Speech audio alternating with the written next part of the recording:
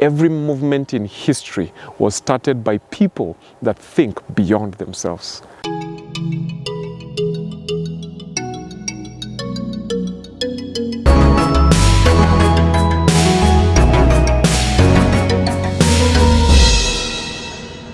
You know, I don't know about you, I'm a parent and I've got sons. And I have a 3-year-old son that looks at me, and the other day he was looking at me and I realized that he was actually watching me do what I was doing.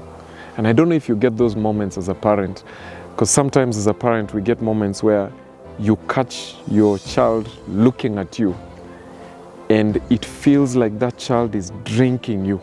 You know, the way looking at you to the extent where they are drinking every aspect of you, everything that you're doing, your posture, your behavior, the way you breathe, the way you...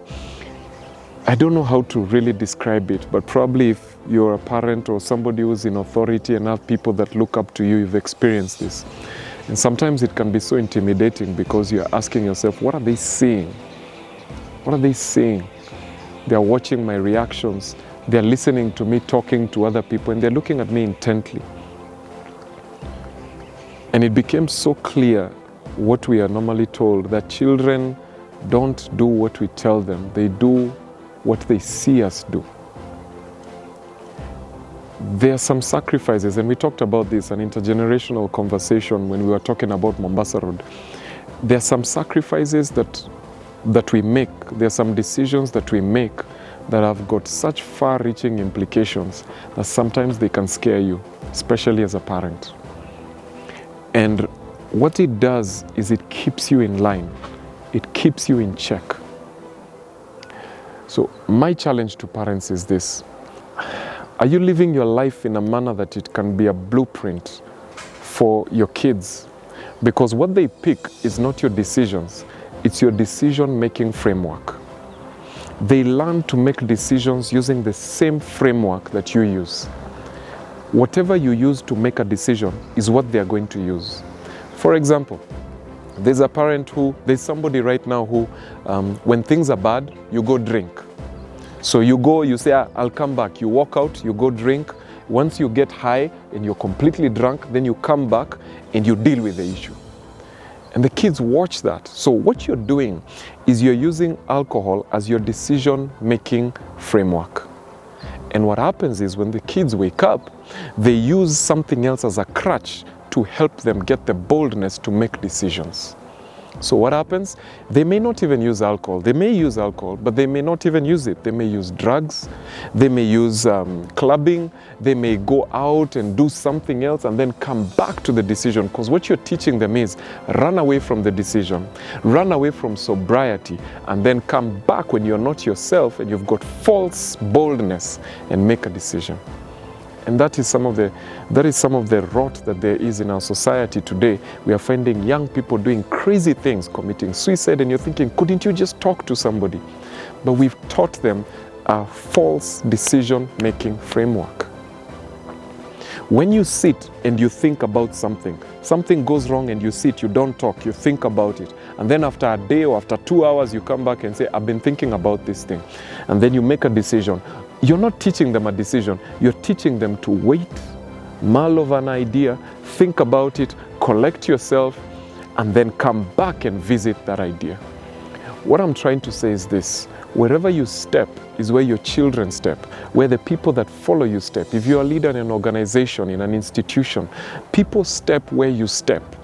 There's a famous meme that is there where a father tells his son, be careful where you step. And then the son tells his father, no, you be careful where you step, because I step where you step.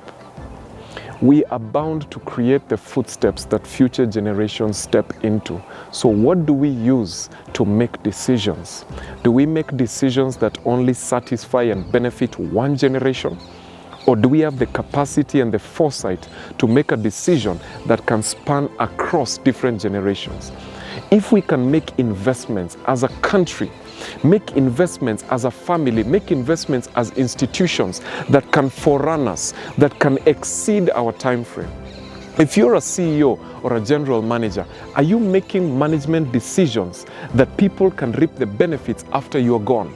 Are you making 10, 20-year decisions, or are you making 1-year decisions, 6 months decisions that are based on incentives that can eventually come to you?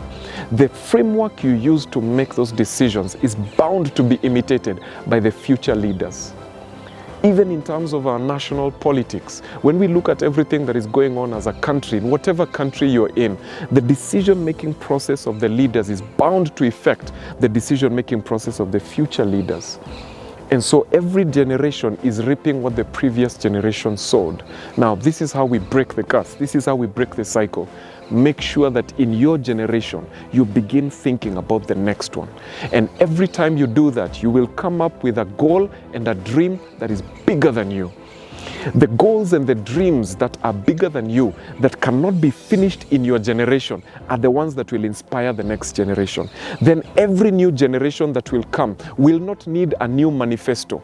A new generation of politicians will not need to come up with a new manifesto. They'll say, oh, the way Mwalimu Julius Nyerere did, oh, the way Nelson Mandela said, we are continuing that legacy. Notice that every person who built a legacy probably did not survive to eat the fruits of that legacy.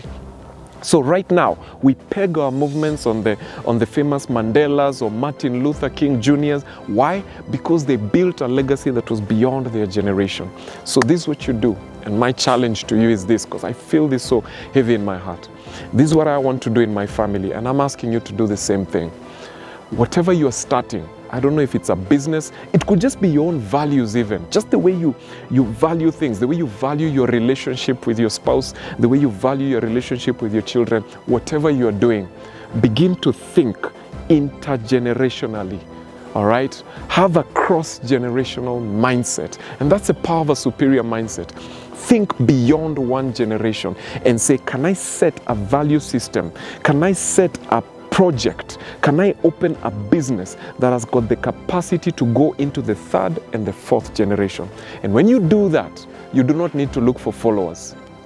People will see that you have a vision that's too big for you to carry. They will automatically be attracted to your vision because they can see that your vision is not dependent on a fruit that only you can eat.